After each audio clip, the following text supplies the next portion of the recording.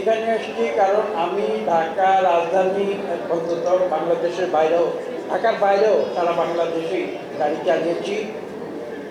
এই দেশের গাড়ি চালকের যে সুখ দুঃখ সেটা আমাকে বেশি বিএনপির নেতা জানা আছে আমি বলতে পারি।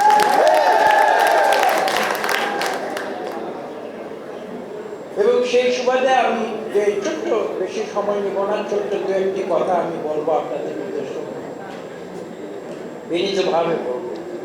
প্রথম কথা হচ্ছে যে এই পরিবহনের যে ধ্যান ধারণা পৃথিবীতে কেন আসে। আদিম যুগে তো পরিবহন, আদিম যুগে তো মানুষ হেঁটে এক জায়গা থেকে আরেক জায়গায় যেত। আদিম যুগের দরকার নাই।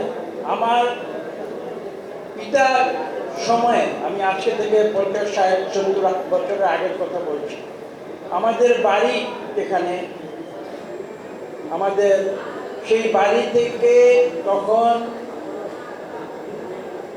নরসিংদী জেলার, এখন যেটা হয়েছে নরসিংদী জেলার অধিকাংশ অংশ, পলাশ উপজেলা বাদে অধিকাংশ অংশ ছিল তখন নারায়ণগঞ্জ জেলার অধীনে। এবং তখন জেলা শহর, তখন মহকুমা ছিল, জেলা ছিল, নারায়ণগঞ্জ ছিল একটি মহকুমা।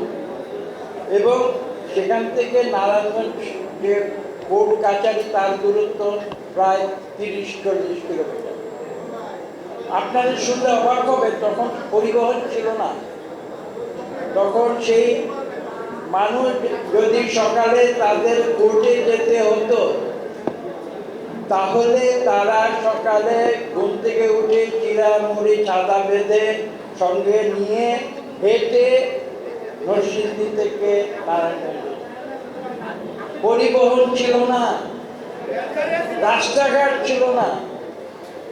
ঢাকা নরসিংদী যে রাস্তা হয়েছে, এখানে যারা প্রাচীন লোক আছেন তারা জানতে পারেন, প্রথম রাস্তা করেছিল কারা, তার নাম ছিল ইটালি কোম্পানি। এলাকার লোকেরা বলতো ইটালি কোম্পানি। এবং সেই রাস্তার প্রস্থ ছিল 8 ফুট। এবং ইটালিয়ানরা সেই রাস্তা বানানোর পরে সর্বপ্রথম ঢাকা থেকে আমাদের নরসিংদী পর্যন্ত পরিবহন চালু করে নবীন কোম্পানি। আপনারা যারা নতুন প্রজন্ম, তারা এই দেশের জন্য, আপনারা ভবিষ্যতে এই দেশকে তৈরি করবেন, আপনাদের উপরে আমাদের অনেক প্রত্যাশা। কিন্তু আপনাদের সেই যে ইতিহাস, এই পরিবহনের ইতিহাস, বিশেষ করে এই দেশে কিভাবে প্রসার লাভ করেছে সেই ইতিহাসও কিন্তু আমি আরেকটি ছোট্ট তথ্য দেই। ইটালি কোম্পানি সুদূর ইটালি থেকে এসেছিল কন্ট্রাক্ট নিয়ে এইসব রাস্তাঘাট, এই তৎকালীন পূর্ব পাকিস্তানে তারা রাস্তাঘাট বানায়। এবং ঢাকা থেকে নরসিংদী পর্যন্ত সেই রাস্তাটি পিচ দিয়ে তৈরি হয়নি, কংক্রিট দিয়ে তৈরি করেছিল ইটালিয়ানরা তাদের প্রযুক্তি ব্যবহার করে। তখন আমাদের অঞ্চলের মানুষ সেই রাস্তা কনস্ট্রাকশনের পাশে দাঁড়িয়ে মজা দেখতে বলতো যে হে বুকারা কোথা থেকে এসছে, পিচ দিয়ে রাস্তা বানায় না, কংক্রিট দিয়ে রাস্তা। অথচ আজকে আবার নতুন করে আপনারা দেখেছেন বাংলাদেশের অনেক জায়গায় কিন্তু কংক্রিট দিয়ে রাস্তা। এই ইতিহাসগুলিও কিন্তু ভুলে গেলে চলবে না, জানতে হবে যে আজকে পরিবহন কেন এত গুরুত্বপূর্ণ হয়ে উঠেছে। শীতলক্ষার উপরে ব্রিজ ছিল না। আমি নিজে গাড়ি চালিয়ে, আপনারা শুনলে অবাক হয়ে যাবেন, 2টি তক্তা দেওয়া হতো। 2টি তক্তা দিয়ে টাকাগুলি সোজা করে 2 তক্তার উপর দিয়ে গাড়িটি ফেরির উপরে উঠাতে হতো। আমি নিজে সেটা করেছি। এবং ফেরিতে নৌকা, ফেরিও না, নৌকার উপরে উঠাতো, নৌকা নদী পাড়ে ওই পাশে গিয়ে আবার তক্তার উপর দিয়ে গাড়ি চালিয়ে সেই গাড়ি ওই পাড়ে দিতে হতো। এবং অনেক ড্রাইভার ভুল করে ওই তক্তা থেকে গাড়ি পাঠিয়েও গেলে। এই হচ্ছে পরিবহনের ইতিহাস। কাজে আজকে আপনাদের কাছে এসে এই পুরনো ইতিহাস বলছে, আমার কিন্তু অত্যন্ত আনন্দ হচ্ছে, আমার ভালো লাগছে যে আপনাদের কাছে আমি ফিরে আসছি একজন গাড়ি চালক। এই যে পরিবহন কেন, পরিবহনের প্রয়োজন কেন হলো, কারণ আমরা সমাজে বসবাস করি। মানুষ কিন্তু বিচ্ছিন্নভাবে বসবাস করে, সমাজবদ্ধ ব্যবস্থা। এবং মানুষ, একজন মানুষ আরেকজন মানুষের সঙ্গে ইন্টারাকশন, সম্পর্ক সৃষ্টি করতে চায়। এবং সেই কারণে আজকে আপনি গাড়িতে উঠছেন কেন? আপনি আরেকজনের সঙ্গে আপনি ইন্টারাকশন করবেন, একটি সম্পর্কের কারণে যাচ্ছেন। এবং সেই কারণে কিন্তু আজকে এই যে পরিবহন ব্যবস্থার প্রসার এবং সৃষ্টি হয়েছে, প্রসার হয়েছে এবং ভবিষ্যতে আরো প্রসার। এই পরিবহন কিন্তু কেউ বন্ধ করতে পারবে না। কেন? আমি একটু উদাহরণ দিয়ে বলি। আপনাদের মনে আছে এখন থেকে 2 বছর আগে করোনার একটা অবস্থা সৃষ্টি হয়েছে। করোনার সময় কিন্তু মানুষজন ঘর থেকে বের হতো না, পরিবহন ব্যবস্থা প্রায় থেমে গিয়েছিল। জুমের সৃষ্টি হয়েছিল, জুম দিয়ে মানুষ কথা বলতো, মিটিং করতো, সবকিছু করতো। কিন্তু দেখুন আজকে কি হয়েছে, জুম কিন্তু গাড়ি ঘোড়া বাস ট্রাক তার যে প্রয়োজন সেই প্রয়োজনীয়তা কিন্তু বন্ধ করতে পারে।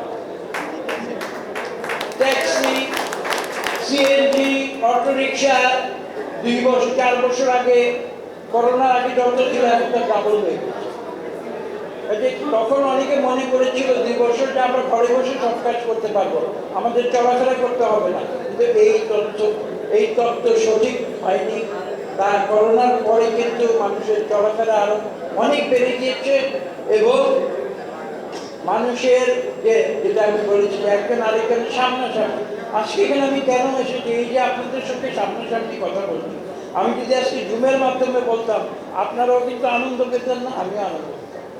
কাজে এইসব কারণে মানুষ একজনের সঙ্গে আরেকজনের যে সম্পর্ক, এটা কিন্তু একটা চিরন্তন বিষয় এবং এটাকে সফল করার জন্য, এটাকে সম্ভব করার জন্য কিন্তু এই কমিউনিকেশন সিস্টেম এবং এই যে পরিবহন, এই পরিবহন কিন্তু পৃথিবীতে মানুষ যতদিন থাকবে এই পরিবহন থাকবে। আপনারা যে দায়িত্ব পালন করছেন সেটা অত্যন্ত গুরুত্বপূর্ণ।